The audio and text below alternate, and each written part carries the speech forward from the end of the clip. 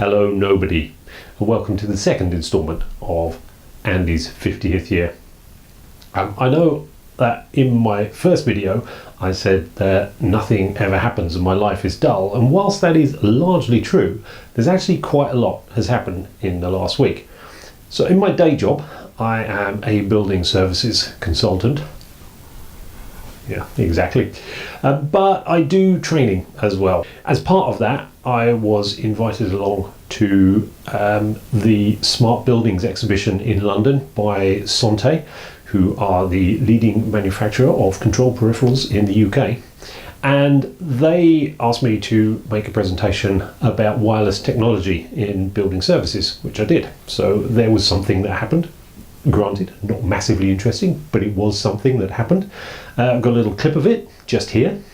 Hello world. Today I'm at the Sontay stand here at the Smart Buildings exhibition. This is Martin. He's Lithuanian.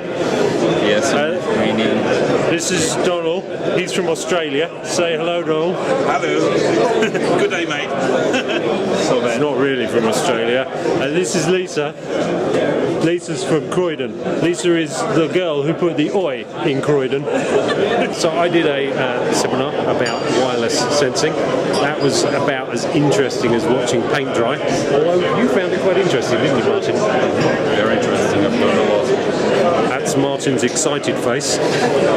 Martin also got some videos, so I'm going to cut that video in now. Flexibility and ease of future modifications. We're going to look at the flexibility of wireless systems. There are a lot within the building services industry. There's a lot of pushback against wireless technologies. People will say, oh, we'll only use it as a last resort.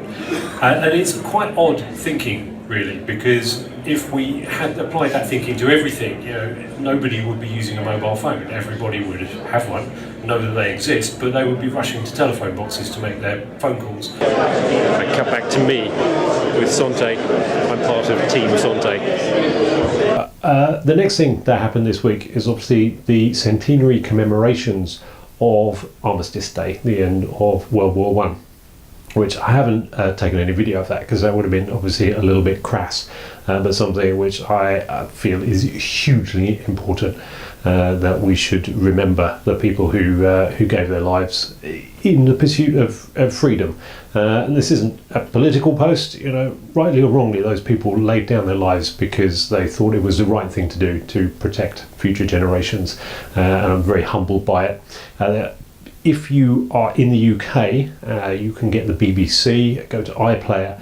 There was a fantastic documentary by Peter Jackson, the guy who did Lord of the Rings trilogy, called They Shall Not Grow Old. And it's taken original World War I footage and commentary of people being interviewed, and they've modified it so that it's in colour and it's all at the right speed, but beyond that it's really personal stories. It is absolutely fantastic, so if you get a chance to watch that, then you definitely should. At the start of this week I went back into Sontay's offices and I did a training course internally for them on building management systems, and unusually one of my daughters took an interest in my work. I'm guessing this is so that she didn't have to stay at home and tidy up her bedroom or do other household chores, but it was nice to have her along. I'm not entirely sure that she learnt a great deal. Maybe it's me. Maybe I'm just not a good teacher. So today, Elizabeth, my youngest daughter, she came to work with me. What did you learn today, Elizabeth? Today I learned that mod buses are complicated. Is that what they're called? Basically, Elizabeth learned nothing today. I listened for at least half of it. Maybe a quarter.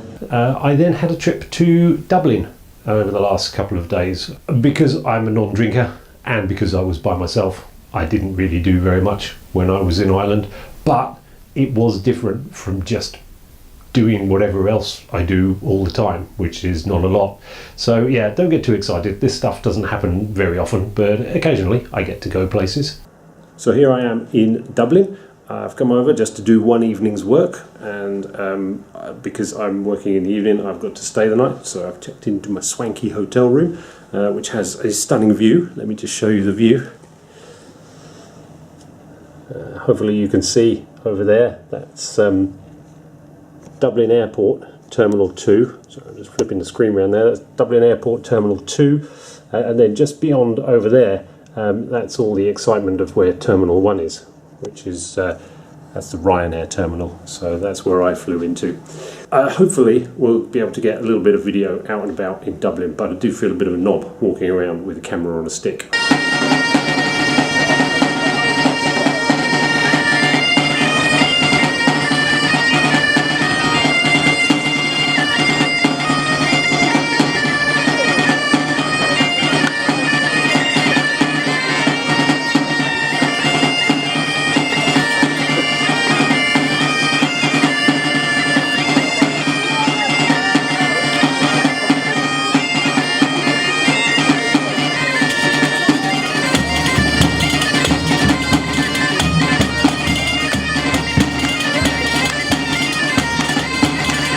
So I finished working now.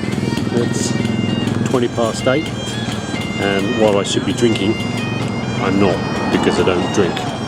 So it's an early night for me in Dublin. I'm blind one at that. I've got to do something about this light.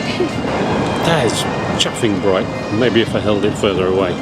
So yeah, everyone from Dublin says whatever you do, don't go down to Temple Bar. So I didn't do that. I have been there before. I had coffee, because like I say, I don't drink. So now heading back to my hotel. Told you it was going to be a boring vlog, didn't I? Vlog. Got to get the naming convention right. Oh, I can see the stars in front of my eyes. So I thought I'd just do a quick vlog while I was waiting for the coach to whisk me back to the airport where my hotel is. And I've got this light which came on and nigh on blinded me. That was all very hilarious until the point when I thought, oh, my coach is coming. So I put the camera down and I had to get my ticket out from my phone. I couldn't see my phone. I had no idea whether it's the ticket at all. I showed the driver my ticket. I could have been showing him a picture of my wife and children, for all I know. But, you know, he seemed to accept it, and he let me on the coach and brought me back to the airport. So at least that did work. I'm no closer to getting my 27 subscribers, which is no big surprise for me, because I figured that one was going to be quite a slow burn as it goes. I do have 8 subscribers, which when I was looking, I was quite surprised. 8 subscribers, so I only need 19 more, but I'm figuring over time there has got to be at least 19 people who will accidentally come across my videos and will have nothing better to do than to watch one of them and say, oh, poor fella, and just click subscribe for no other reason than they feel sorry for me. I do my feeling sorry for me face, if you like. The last thing, which happened only this morning, was the abject larks that are coming out of this whole Brexit malarkey now, which is just jolly japes. I have my own personal feelings. I think that this is all to do with plausible deniability, as they would call it on the X-Files, in as much that they've created a deal which is so bad that nobody is going to vote for it and will end up crashing out of the EU, and then the Rees Moggs of this world will swoop in and asset strip Britain. But hey ho, you know, I'm a conspiracy theorist in my little shell here. One thing is for sure, it's a complete bunch of old toss at the moment, and I'm sure it's going to get even more tossy as time goes on. But on the plus side, it does look like it's going to make my trip to Europe, planned for the 23rd to the 30th of March, all the more interesting. I must remember to take some extra supplies, because I've got a nasty feeling I won't be coming back on the day that I planned, the way things are going. So yeah, that's this week. I'm going to try and put all this together in a video and make it sort of coherent if I can. In the meantime, I hope you have a good week, and yes, I know there's nobody there, but if there were, I will catch you next week. Bye for now.